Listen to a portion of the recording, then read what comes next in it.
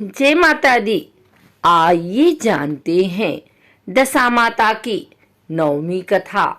एक गांव में एक बुढ़िया ब्राह्मणी रहती थी। वह बहुत गरीब थी। उसका एक बेटा था। एक दिन वह अपने बेटे से बोली, बेटा, कुछ ऐसा काम करो जिससे 4 पैसे की आमदनी हो और हम दोनों का जीवन निर्वाह हो। अब मेरे तो बुढ़ापे के कारण हाथ पैरों ने जवाब दे दिया है। तब उसका लड़का गांव वालों के जानवर चराने लगा।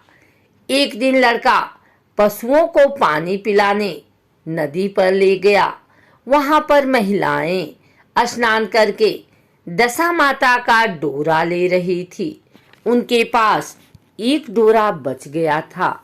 उनमें से एक स्त्री ने कहा कि इस लड़के से पूछो कि यह किसका बेटा है। तब एक स्त्री लड़के के पास जाकर पूछने लगी, तुम्हारे घर में कौन कौन है? लड़के ने बताया कि केवल मेरी बूढ़ी माँ है।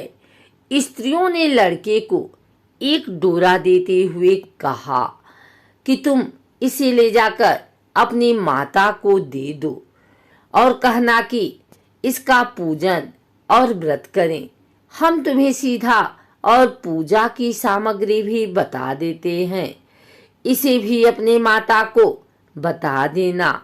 लड़के ने उनसे डोरा ले लिया। फिर सब स्त्रियों ने उसे सीधा भी दिया।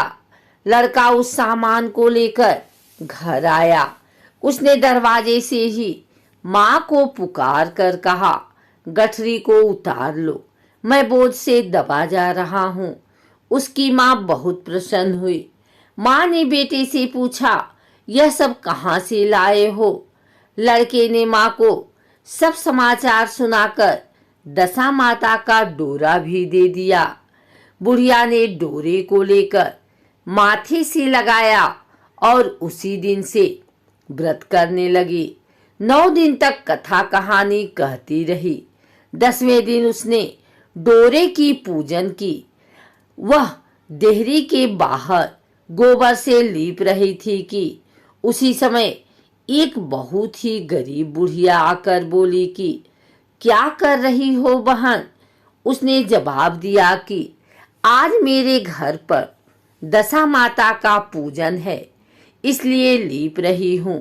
उस बुढ़िया रूपी दशा माता ने मुझे बहुत प्यास लगी है बोली, थोड़ा सा पानी पिला दे। इस पर लड़के की माता बोली, मैं तो इस मिट्टी के बर्तन से पानी पीती हूँ। मेरे यहाँ लोटा लुटिया कुछ भी नहीं है। तुमको पानी किस में पिलाऊं? एक कटोरी ही मेरे घर में है, पता नहीं वह कहाँ पड़ी होगी। जरा तुम ठहरो, मैं कटोरी लेकर आती हूँ, तब तुमको पानी पिलाऊंगी। बुढ़िया हाथ धोकर अंदर कटोरी लेने गई।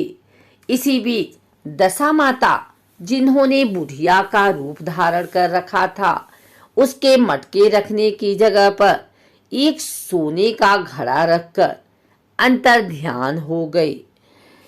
उस जगह पर एक सोने का घड़ा रखकर जब वो अंतर ध्यान हो गई तो बुढ़िया कटोरी लेकर मटके के पास आई। वहां सोने का घड़ा देखकर घबराई। वह मन में सोचने लगी कि मुझ पर बुढ़ापे में चोरी का नाम लगेगा, मैं चोर कहलाऊंगी। वह इस चिंता में दशा माता रूपी बुढ़िया को खोजने निकली। तब तक उसका लड़का भी घर आ गया था। उसने माँ से पूछा, तुम किसे खोज रही हो? उसने बताया, अभी क्षीण अवस्था वाली बुढ़िया आई थी और यहाँ सोने का घड़ा रखकर न जाने कहाँ चली गई। लड़के ने बताया, वह ही तो दशा माता थी। उन्होंने तुमको यहाँ घड़ा दिया है। दोबारा फिर कभी वह आए तो उनके स्वागत में कोई कमी नहीं रखना और उनकी आज्ञा का पालन करना। जब तुम नदी पर नहाने जाओ तो तुम्हें नदी घाट पर जो भी चीज मिले उसको दशा माता का दिया हुआ प्रसाद समझकर ले लेना। किसी से यह पूछताछ मत करना कि यह चीज किसकी है, यह कहाँ से आई है। बुढ़िया नदी में नहाकर बाहर निकली तो उसे सोने का घड़ा भरा दिखाई दिया और उसके पास ही अच्छे वस्त्र रखे थे।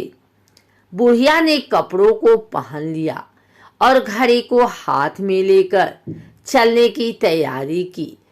चारकहार एक डोली लेकर उसके पास आए। कहारों ने उसे डोली में बैठने को कहा। बुढ़िया जब घर पहुंची तो उसने देखा कि वहां तो एक आलीशान महल खड़ा था। बुढ़िया महल के अंदर चली गई। वहां उसने श्रद्धापूर्वक और भक्ति भाव से दशा माता के डोरे का पूजन किया और हाथ जोड़कर वरदान मांगा कि जिस प्रकार तुमने मुझे संपत्ति दी है, उसी प्रकार मेरे घर में एक सुशील बहू और आ जाए, तभी यह सब शोभा देगा। कुछ दिनों बाद लड़के का विवाह हो गया और बहुत ही सुंदर बहू सुशील बुढ़िया के घर आ गई। बुढ़िया ने दोबारा दशा माता से वर मांगा कि जैसे मेरे बहू बेटे सुशील और सज्जन हैं, उसी प्रकार के मैं पौत्र पाऊं। कुछ दिनों बाद बुढ़िया के यहाँ एक पौत्र रूपी रत्न पैदा हुआ।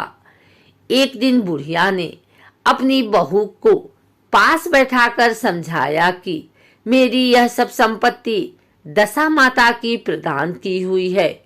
उन्हीं की कृपा से तुम इस घर में आई हो।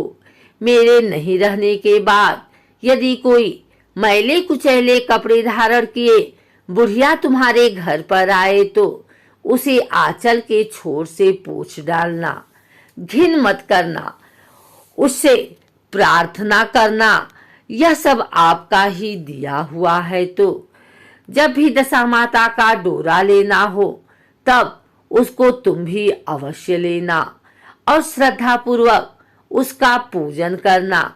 जब भी तुम्हारे ऊपर संकट के बादल घिर आए तो सुहागिनों को न्योता देना। दशा माता की कृपा से तुम्हारी सब इच्छाएं पूरी होंगी। कुछ दिनों के बाद बुढ़िया का स्वर्गवास हो गया। दशा माता ने सोचा कि बुढ़िया के घर चलकर देखना चाहिए कि उसकी बहू सास के वचनों का पालन करती है या नहीं। एक दिन दशा माता ने वृद्धा भिखारिन का वेश धरकर उसके घर गई। उसे देखते ही बहू खड़ी हो गई, उसके पांव छुए और बालक को उनकी गोद में डाल दिया। उनकी श्रद्धा भक्ति से दशा माता बहुत प्रसन्न हुई। उन्होंने आशीर्वाद दिया कि तेरी धर्म बुद्धि है, भगवान तेरा सदैव कल्याण करेंगे, भंडार भरपूर रहेगा, तू जो इच्छा करेगी वह तुझे अवश्य प्राप्त होगा। दशा माता ने जैसी कृपा बुढ़िया ब्राह्मणी पर की, वैसी ही कृपा भक्तजनों पर बनी रहे।